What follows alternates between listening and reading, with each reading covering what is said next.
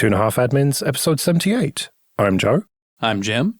And I'm Alan. And here we are again. And before we get started, your customary blog post, Alan, is Unix on the path to BSD. Yeah, so this is nearing the end of our little Unix history series and talks about the transition from Unix to what became BSD. Right, well, link in the show notes as usual. Let's do some news then. And you called it, Jim. I think you as well, Alan. ARM's $66 billion sale to Nvidia collapses. I can't believe anybody ever thought that was going to go through. That had to have been just like a Hail Mary. Who knows? Maybe the regulators will let this go through. And if so, that would be great. Kind of a deal. Surely nobody was like, oh yeah, this is going to happen. Yeah, if ARM wasn't based in Europe, well, I guess it's the UK. But yeah, it was just there were too many things. And once China was not on board with it either, that probably didn't help. And, you know, in the end, I think for all of us is probably a good thing. Just more consolidation isn't going to necessarily help here. Giving Nvidia a further stranglehold on, AI stuff was never going to be a good idea. The major reason that Nvidia would have wanted ARM in the first place is because Nvidia, with its CUDA technology, already has a stranglehold on the types of processors that actually run training and a lot of the inference for neural network stuff. But what Nvidia was missing was the general purpose CPU. You can't just run everything on a GPU. You do need a general purpose CPU running the whole operating system, and also a lot of the times carrying out some of the tasks in the training pipeline that, don't really do that well on GPU threads, which you have tons and tons of, but individually they're just not very powerful. So granting Nvidia like their own in-house CPU division to go along with that, it would have been an incredibly weird thing for regulators not to block that on monopolistic grounds alone, let alone the security grounds of, oh, hey, what if we just, put all this in China's control? The other thing to say here is just customers of ARM are like, we compete with NVIDIA. We don't want to have to buy our CPUs from them. And, you've seen companies like Apple migrating to ARM. It's like, well, they're not going to do that if the sands keep shifting out from underneath them, right? And so I don't think it was going to end up being a good thing for ARM either. I think the thing is ARM is kind of past specifically caring what's a good thing for ARM beyond like getting a payday.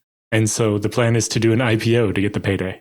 I got to say, though, in an alternate universe where somehow regulators allowed that deal to go through, I would probably experience a bit of personal schadenfreude, seeing how Apple dealt with the fallout right after they made this enormous pivot onto ARM, and then it suddenly got locked up, into another company. That would have amused me. It's also interesting to see the kind of related bits. It sounds like Intel is going to start offering x86 cores by license. That's a weird flex. Like, why would you want that? So it sounds like what Intel's trying to do is basically become a fab company, build x86 chips still, like they have been, but also build RISC-V and build other people's ARM cores and, just own the fabs. Be a second like TSMC, which would be fine if they could actually do it, right? But the whole reason they've been stuck for a while, right, is that they haven't been able to get their tech to do the smaller process.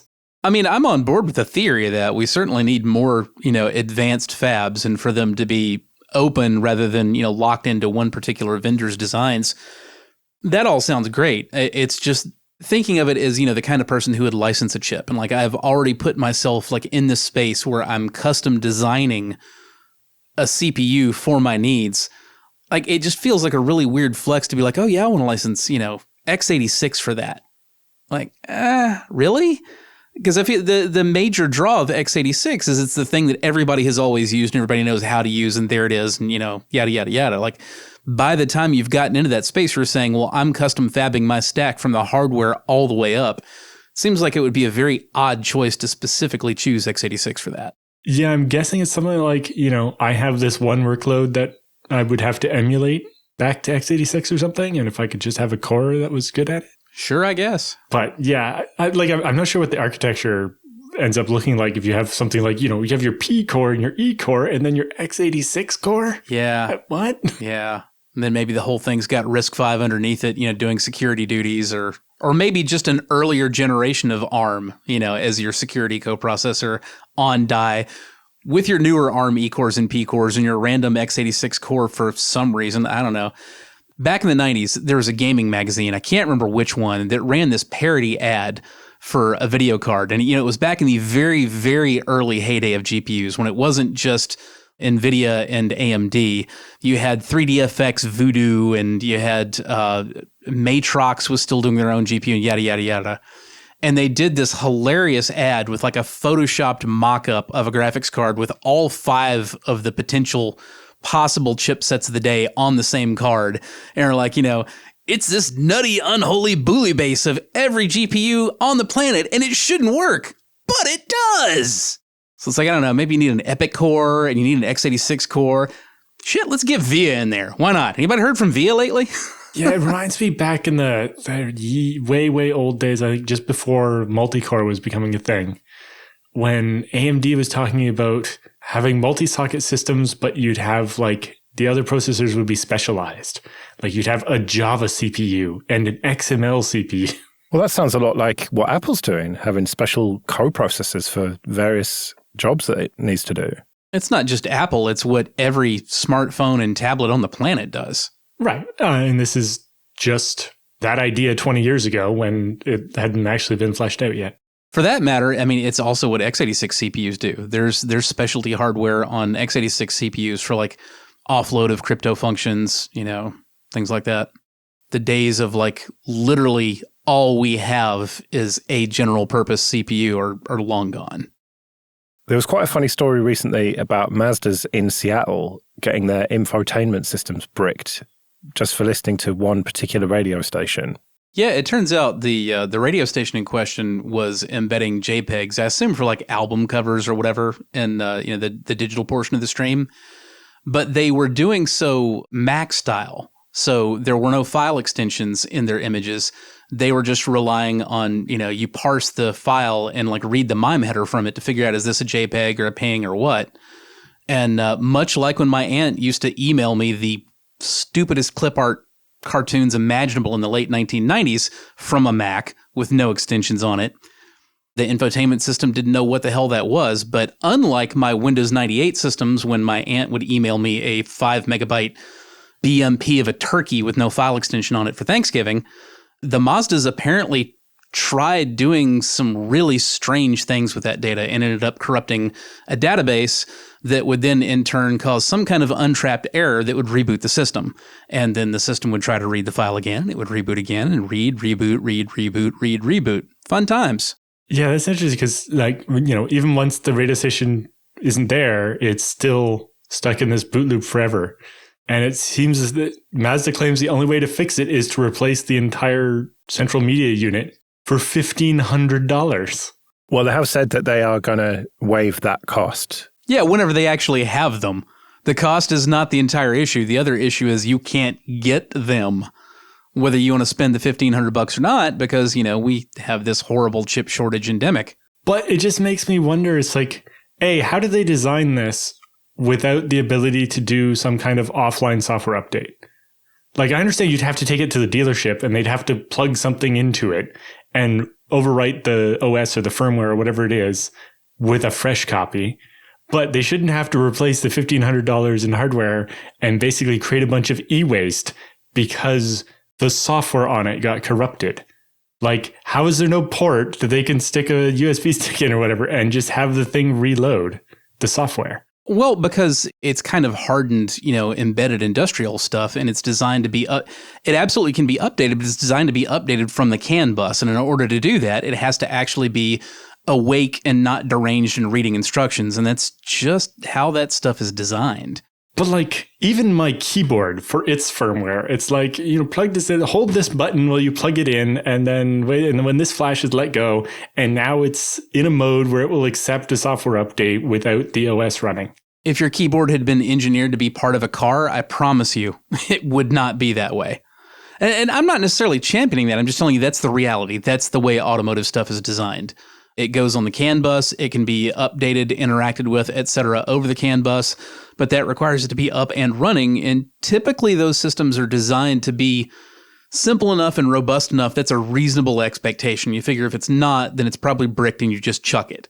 And to be fair, from the other side, playing devil's advocate to myself, The only reason that we know about this one is because we had like this one radio station do this one thing and basically brick every Mazda that was listening to it in an entire, metro area, large metro area.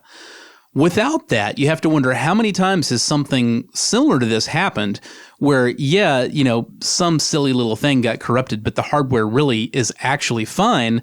But you don't know because you can't get diagnostics on it either because it's not properly alive and on the CAN bus to be queried. Yeah, like it just seems like if I was designing, even with the constraint about the CAN bus, it's like you would think it would have some firmware that could get on the CAN bus and then launch the OS. Like, I'm not saying it needs to have something like a BMC. You're Mazda. Why do you care? Seriously, you are Mazda. You're not Alan Jude. Why do you give two shits whether the occasional random thing can be salvaged via software rather than just ripped out and replaced? Well, I'm just thinking that when building the infotainment system in a car, something's going to go wrong with the software forever. There's no way around it. So I would just think about building it in more ways to save yourself. But at the same time, I know that, you don't want to end up with people being able to hack it and put weird stuff on it, their own OS on it or something. So you do need to keep it locked down to a certain degree. And you don't need to, but you want to. Yeah. And maybe they leaned in that direction a little too hard in this case. My first thought was surely you'd be able to mount the file system and RM the particular file in question, but you're saying that it's just too locked down to even contemplate doing that. Correct. Imagine your PC is in a titanium cube and the only thing exposed is a USB port. Yeah. Yeah. I think it's specifically the opposite of right to repair and so on. It's like no user serviceable parts inside. No dealer serviceable parts inside even. At this point. Well, that's because it's not being treated as like a thing that is sold retail. It's a component. And your right to repair is you have the right to buy that component and replace that component in your car yourself or at a third party. It has nothing to do with whether you can take that component apart and hack it. To the best of my knowledge, there's no right to repair legislation that gives you anything like that. And this particular component just happens to be $1,500. Yeah, it just happens to be a $1,500 component of a car stereo. All because a radio station hired some external company who didn't know that they definitely needed to put .jpeg on the end of the JPEGs. No, absolutely not. We're not blaming the radio station for that. This is 100% on Mazda. They should have QA'd that. They very clearly did not do anything like, the modern standards of like, hey, let's just run a fuzzer across all the available interfaces and find out what happens. That would have been some very romper room kind of a thing to test. Absolutely should have come up in QA testing. They didn't do it, and they put it out there in the real world in systems where the only recourse was to, burn $1,500 on replacing a part. Just the other part I found interesting is the fact that the radio station outsources the adding of this metadata for the digital radio stream to another software company. And that apparently this software company that does this streaming for a living doesn't know about this Mazda bug, or maybe nobody did at this point. But nobody knew about the Mazda bug because it's not open source. Like, you have no idea what the software does or how it works. It's proprietary and closed and inside a box you literally can't get into. So there's no way for them to know that. Right. Just because these cars have been driving around for like 5+ years now. I think this is like 2016 model year stuff, right? I'm surprised it hasn't come up before, or maybe it hasn't. It just didn't affect enough people to draw this kind of attention to it. Like you said, when it fails randomly and it only affects a couple of people, nobody makes the connection that it wasn't just a fluke. It was, hey, hundreds of cars in this metro area all broke on the same day. Probably not random. Yeah, so you figure this happened in the Seattle metro area, but like you've got a lot of factors there before you get a big enough group to really notice. So you've got to be in the coverage area of that radio station. You've got to be driving a Mazda within, let's just call it like a 5-year model range. And you have to be a listener of that particular station that did that particular thing. If that happens in, I don't know, some town in South Carolina, like, do you have enough Mazdas that are listening to NPR for this to come up as like, this is a big grouping and we found the root cause? Or do you just say, every once in a while, these things, they just crap out? Okay, this episode is sponsored by Linode. Go to linode.com/25A to get started with $100 free credit. From their award-winning support offered 24/7, 365 to every level of user, to ease of use and setup, it's clear why developers have been trusting Linode for projects both big and small since 2003. Deploy your entire application stack with Linode's one-click app marketplace, or build it all from scratch and manage everything yourself with supported centralized tools like Terraform. Linode offers great price-to-performance value for all compute instances, including GPUs, as well as block storage, Kubernetes, and more. Linode makes cloud computing fast, simple, and affordable, allowing you to focus on your projects, not your infrastructure. So go to linode.com/25A, create a free account with your Google or GitHub account or your email address, and you'll get $100 in credit. That's linode.com/25A. Let's do some free consulting then. But first, just a quick thank you to everyone who supports us with PayPal and Patreon. We really do appreciate that. You can learn more at 2.5admins.com/support. And remember, for $5 or more per month on Patreon, you can get an advert-free RSS feed. And if you want to send any questions for Jim and Alan or your feedback, show@2.5admins.com. So an anonymous person writes to us, we recently had to set up two-factor authentication on all of our admin accounts for computers that we administer, including a few Linux machines. Two of those machines are handled by our dev team, specifically the person with the database administrator title. The way they managed them is by using Telnet as a secondary root user. And I mean a secondary root user. This user has a UID and GID of 00. On a side note, the DBA didn't know that sudo was still a thing since he's been using this root user his entire career. We were able to have him use a wheel account and disable remote access from root, forcing him to use sudo su-root. This seemed to work since the sudo prompt will enforce 2FA, regardless of protocol. The problem we are facing now is FTP. The dev has many scripts that are hard-coded to use FTP with that user and password.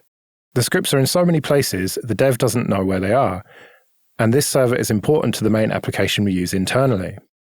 Is there anything we can do that doesn't break scripts but allows that root user full control? We can't enforce SFTP because they require remote access to be Y60 compatible.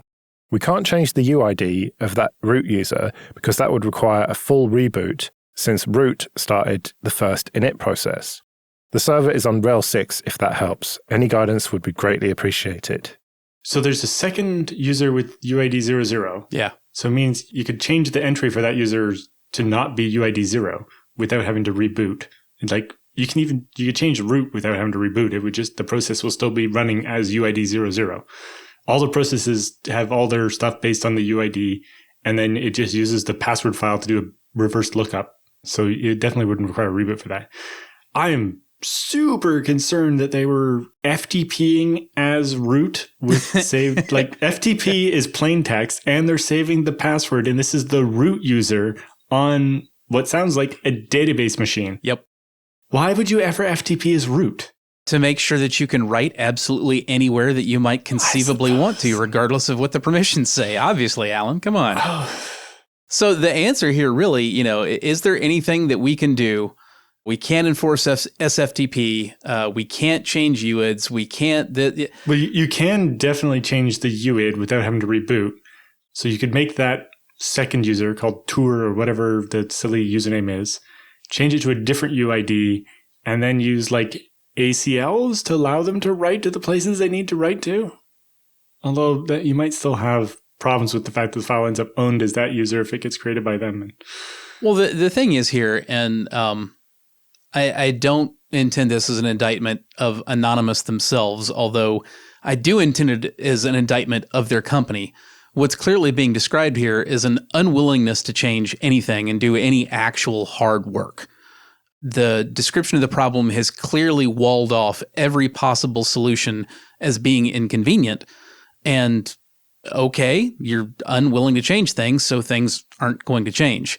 Once you get down to, we have FTP and we can't have SFTP. Oh, and also the dev has hard-coded usernames and passwords everywhere, and we don't know where they all are. And, it's important. Well, either you've got the willpower to get yourself out of that technical debt and figure that crap out and fix it, or you don't. And what this email says to me very much is that while Anon themselves may have the willpower to fix it, the company, it sounds like, really doesn't. So that's the thing that you have to fix first, is you've got to get the company to buy into the idea that this is not acceptable and it needs to change. Otherwise, with all of the requirements described the way they are described, your only alternative is to treat every single machine which could possibly touch that machine across the network as effectively also just being that machine, because you have no real security alternatives left. I mean, you can make the database only reachable over like WireGuard or something, to kind of increase separation that way. But ultimately, whatever machine has the ability to reach that then is, well, we just have to allow that machine, FTP, plain text access as root. We can't change passwords. We can't change usernames because things are hard-coded and we won't look them up. Well, all right. So, like I said, effectively, that just means anything that can touch that machine, you have to treat as though it's all just one big machine. Yeah, I'm still not over the fact that they're still using Telnet to log in as root. Yeah. So without the 2FA, the password is available to anyone on the network. What you described there, Jim, is Anon is looking for a technical solution to what is a culture problem. Or you could say a policy problem. Okay. But yeah, either way, you're absolutely correct, Joe. You can't solve all problems technically. Some of them require policy and enforcement. And it's particularly funny to me reading this one because when we get to the part where the email said, so many scripts are hard-coded to use FTP with that user password. They're in so many places the dev doesn't know where they are. It's funny to me because that is exactly where in my own real work practice, I would say, well, the fix for this is obvious. We change the password immediately and see all the things that break. I mean, sometimes you do a freaking smoke test. Well, and like you definitely be able to see the IPs they're coming from. But, that doesn't necessarily help you find the script. But yeah, I'm with Jim. It's at some point you start moving it to the new way of doing it and find out what broke. Yeah.